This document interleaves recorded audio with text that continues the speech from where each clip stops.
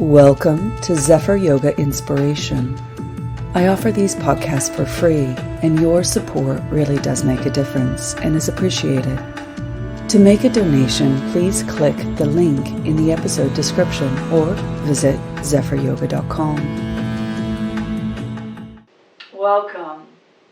As most of us have been working with the sister science of yoga called Ayurveda, studying the Vata, the Pitta, the Kapha and the combination of all three that we embody, we're going to draw a little bit more from that to describe our pranic experience. So it is said that our life force, prana, is represented like a flame on a candle. And that flame needs to receive its resource of fuel from that candle wax. And when it's lit, depending on the size of the flame, light emanates from it. So in Ayurveda, the Vata is the pranic flame. It is that which stimulates, motivates. It is what creates life to the other doshas. Now, the candle wax is said to be Kapha dosha. It's the resource of fuel. So if you've eaten well, you've rested, you've gotten tons of cuddles, that Kapha dosha, that resource, that candle wax we call ojas. Ojas, there's enough to be able to keep that flame going. Now, there is that light from that flame we call tejas. That light is associated with pitta. So it's your charisma, it's your radiance, it's your glow. And so depending on how big your light is, how big your flame is, depends upon, how much light you emanate. So within our energy body, that prana, the resource to fuel that prana, and the light that emanates from that prana is linked to the Ayurvedic system of the doshas. So in this experience of working with our prana, this is coming from the Garanda Samhita, which is another text that we use to inform our physical practice. It says that we are doing pot yoga, not the stuff that you smoke, but a pot like a vessel, like the candle holder. Now, I'm going to mix many different schools of thought and philosophy together, but if we kind of think about the koshas, the candle holder is that physical, the Annamaya kosha. It's the physical sheath. And we want to make sure it's really clear and clean so we can actually see the quality of the ojas in it. So we can see the candle wax. The Pranamaya kosha is the actual energetic flame. And the Manomaya kosha is the light within the mind. So in yoga practice, what we're trying to do is clear out those first three sheaths and make sure that they're transparent so we can really benefit receiving information, we can offer information. And as you're kind of thinking about what I'm saying, that mind stuff, you will also notice a part of your mind that is in the knowing mind. It is the witness. As you're thinking, there's a part of your mind that is witnessing. So that Vyanamaya kosha is that kind of inner intuitive knowing that draws into the Anandamaya kosha, the bliss sheath. So there is this kind of way in which we kind of see our pot, and our pot being the container of our life force. So in the Garanda Samhita, it says that there's 5 stages of working with your prana. First, we need to activate it.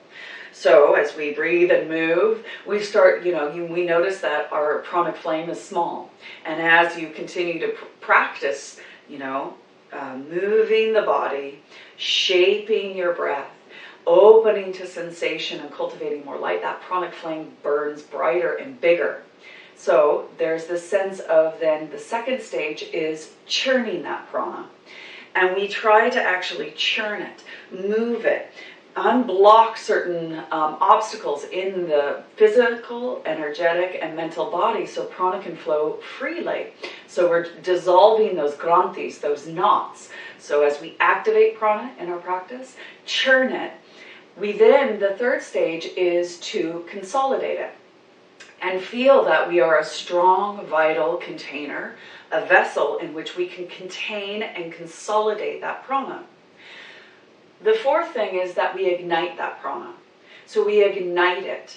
We ignite it with that fuel, that light of discernment, that prajna, that deep soul's longing to kind of fulfill a deeper purpose in our lifetime. We ignite it. And then the fifth thing is that we direct it. We direct it either as a result of practice to reach higher states of consciousness, or we direct it in our lives to actually fulfill our duties and responsibilities that we want. What is most important to us? What do we desire? What do we care about? What do we need to do? And so either you practice to experience that state of yoga, or we practice feeling strong enough to be able to go and do our life well. So in that, we set an intention. We listen to a deep, intuitive longing, and then that we direct it towards that. So working with those 5 stages of prana, we then start to turn to our vessel. And this is really starting to integrate a more Buddhist perspective of seeing the dysfunction of our physical body seen in 4 ways. We have a upside down or closed vessel. We have a dirty vessel. We have a tilted vessel. And then the last is a leaky vessel. So with these vessels, you can kind of imagine them as your human conditions that we will experience at some point. So I'm sure that you will be able to relate to this. So an upside down or closed vessel just means that it's unable to hold its content or receive anything. It can't, open. There's no hole to be able to make it effective. And this is kind of a representation of someone who's completely closed-minded, closed-hearted, who cannot communicate, who is totally shut down, disassociated, by withholding the love. They completely ignore and close off any help from other people, but they are also very ignorant of how that complete shutdown affects others. So they're not open to hear or to communicate or look at the source of the problem. And I'm pretty sure that we all kind of have been there at one point of kind of recognizing, when we feel really hurt, our coping mechanism is to shut down, disassociate, and close off. But if you think about if there's a pranic flame and you close, that it doesn't receive any oxygen, that flame becomes really small and almost just literally goes out. So we sense that there is a closed vessel that we've all probably experienced. The next vessel that we probably have experienced is a dirty vessel. And this is that the dirt, say for instance, if we put a bunch of dirt into this candle wax, no matter how pure, how clean, how refined some new candle wax we pour in there, it will get contaminated. So if there's dirt in there, and this is a sense that we are disturbed by the physical, emotional, and energetic toxicity of our prior conditions, our previous impressions, our judgments, our opinions, our beliefs, our resentments, our criticism, all the samskaras that interfere with one's ability to see, think, and take wise action. There is this way in which whatever you put in your vessel, it gets contaminated. So all of our negative thoughts, all of our emotional attachments, all those kind of memories that creep into the present moment. So it might have happened in the past, and it's sunny out, and it's wonderful, and then all of a sudden, you just have all this negative kind of stuff from the past get interfered with the present moment, and you can't really benefit from it because you're so attached to those old memories. The next vessel is a tilted vessel. And this tilted vessel means that the lip is slightly wonky. So no matter how much you pour in it, you will never be able to fill it to the max capacity. And this is a kind of representation of a distorted or tilted viewpoint of themselves and other people or life itself. And a person with a kind of tilted vessel tends to blame themselves or other people for their life situations. And they have a decreased ability to take in the teachings or take in any new information that might help them because it leaks out. So it's almost like, oh, no, I can't practice yoga because I hurt my back about 10 years ago. Or, oh no, I can't do that yoga pose because I have really short arms and I blame my parents for genetically doing that to me.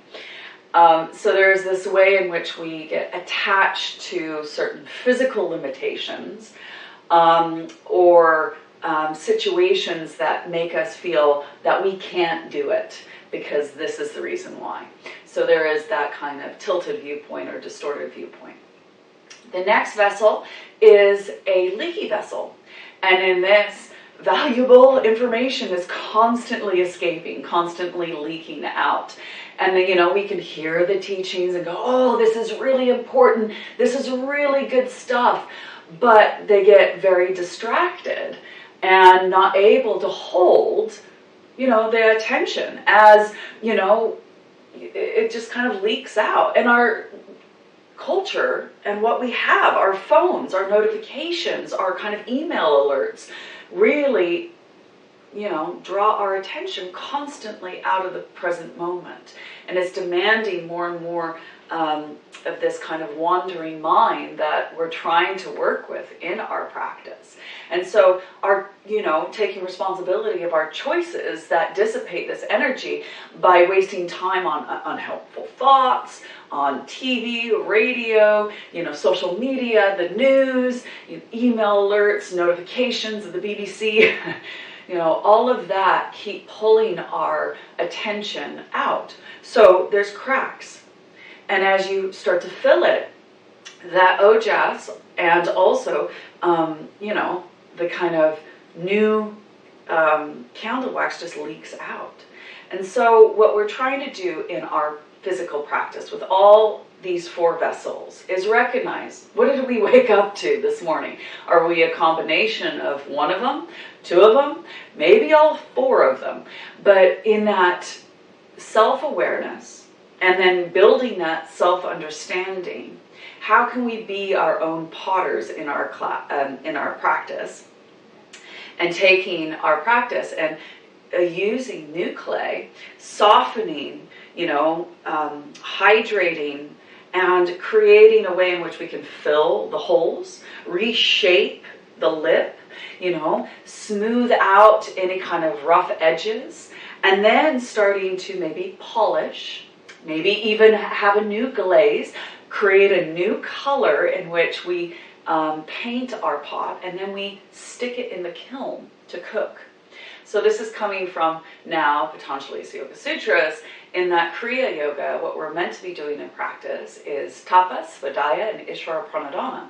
So tapas is practices that create heat for positive change, this physical heat, energetic heat, and mental heat of concentration, to notice what is going on, how we can skillfully maybe reshape our pot. That svadhyaya is self-study, is self-understanding, self-knowledge in discerning what we need to do. And so you might feel tilted today and you're really affected by your chronic pain, or you might feel that dirt is just contaminating everything, and you want that cathartic way in which we release the negative thoughts and emotions and the emotional hangover from days before. And so we just are cathartically working with the breath and movement to release and clean out the dirt. Or you might find that you're so leaky that you're plugging up the holes and trying to contain, like, okay, shut off the ears that are leaking because I'm listening to sounds of people on the streets or in the house, your family running up and down the stairs, or your eyes, close the eyes, because the eyes are darting around all over the place, leaking out information. Or Uddiyana Mulabandha, put the plug in it, Jaladhara Bandha, put the lid on it, and trying to contain. So there is that sense of starting to refine the leaks and plug up the holes. Or you might feel very closed off today. And you're like, Zephyr, you're selling me witchcraft. I don't even want to be here.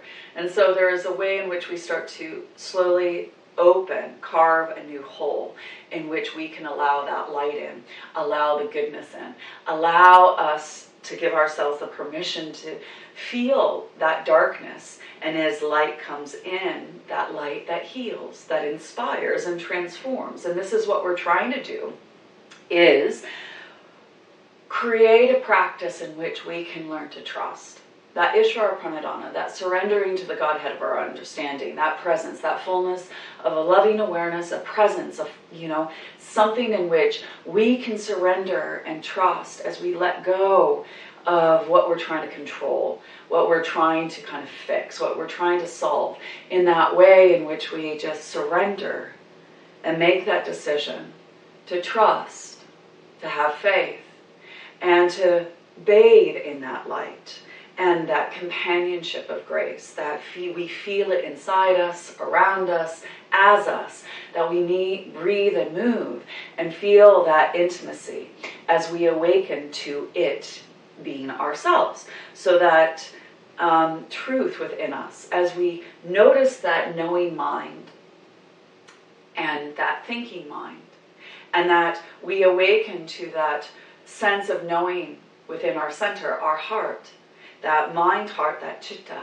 and that light that shines, that we start to recognize the natural joy of being in this vessel and the gift of this embodiment and the teachings it still is, providing us, that as we are aging and as we are changing, as we face our own humanity, our vessel is giving us so much opportunity to practice these tools and techniques, refining them so we can be better yogis, better seekers, because we have more tools to be able to navigate this life that we are living. So, with that, we are going to be little potters, utilizing the pot that we woke up to, and noticing as we cultivate self-awareness and self-understanding and acceptance. Okay, I'm a leaky pot today. Okay. And in that, there is that self-discipline as we continue to practice our yoga, our hatha yoga. We use our body as the first portal. We shape our breath in which we create a new connection to how to heal, how to inspire, and how to transform ourselves, and that we become more self-actualized in seeing what we need to transcend and then transform as we awaken to ourselves. The I-ness seeking to know ourselves embodied as us. So those are the 7 stages of yoga. So we've been working on this over the past, many, many sessions, and I will put links into this description of other practices that you might find beneficial to actually study to really embody this practice. So, if you would like to continue to practice, find out more information about the topics discussed, or to donate to this podcast, please visit zephyryoga.com or follow the link in the episode description. I thank you.